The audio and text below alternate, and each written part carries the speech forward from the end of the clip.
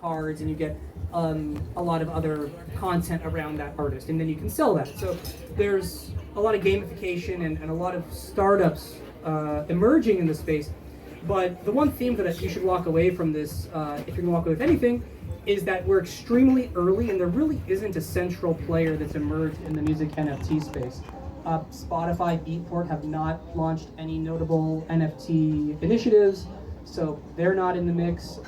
There's some very early stage startups that are experimenting. There's been some interesting case studies of musicians doing well using kind of one-off NFT launches, but we are extremely early, and so if it's a space you're interested in, I would say there's immense room for innovation and for exploration. So definitely keep that in mind. The two things which tend to move the dial in music NFT projects, and actually any NFT project, are developing community and utility. So those are the kind of the two keywords that are helpful to remember. So community, that's kind of what we were lacking in Chrono Circles, is your Discord channel, your social media, getting a lot of interest prior to the drops, and then using kind of sales funnel understanding. You get a lot of people interested, a very small percentage will actually buy, but that's kind of how you can start to move the dial. Utility is a little bit more what NFT people that are really into the space are looking for. What can I do with this? Is it access to a metaverse? Is it access to a private chat space?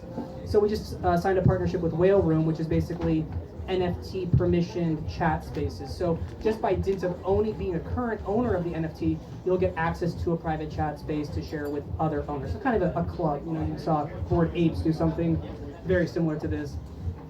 So that would be a continued theme in terms of what do you get by owning this NFT? What kind of added value do you get? How can you reward your users for owning an NFT? Can you surprise them with a free concert ticket, and they'll want to share that. So kind of viral word of mouth potential.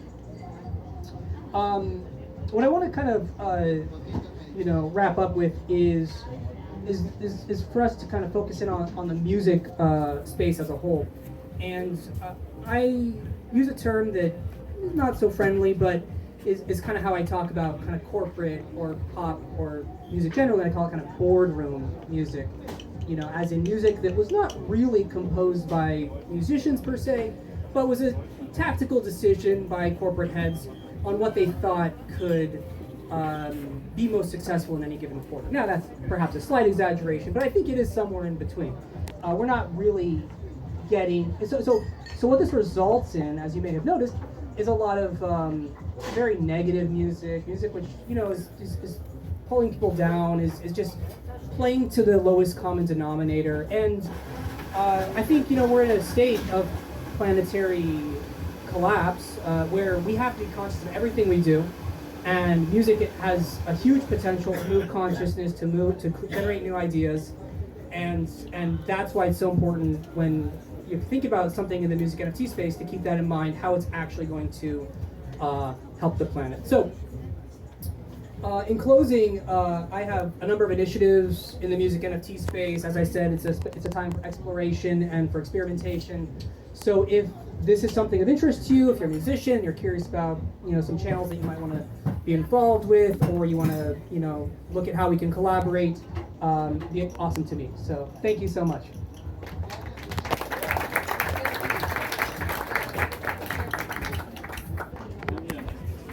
Oh yeah, sorry. Any questions or thoughts? I was asked about the initiatives. Well, so you could say a few different directionalities, but one is looking at the platform itself. There's a few emerging platforms. I think there's a lot of room to make a better platform. What that looks like, what those economics look like, how to get started. I'd be very interested in looking at that direction. Yeah. And then I would say a conference or an event as well that brings together music and NFTs together. I'm also looking at that as well. Thank you, Steph. Any questions about the music and NFTs space? Go ahead.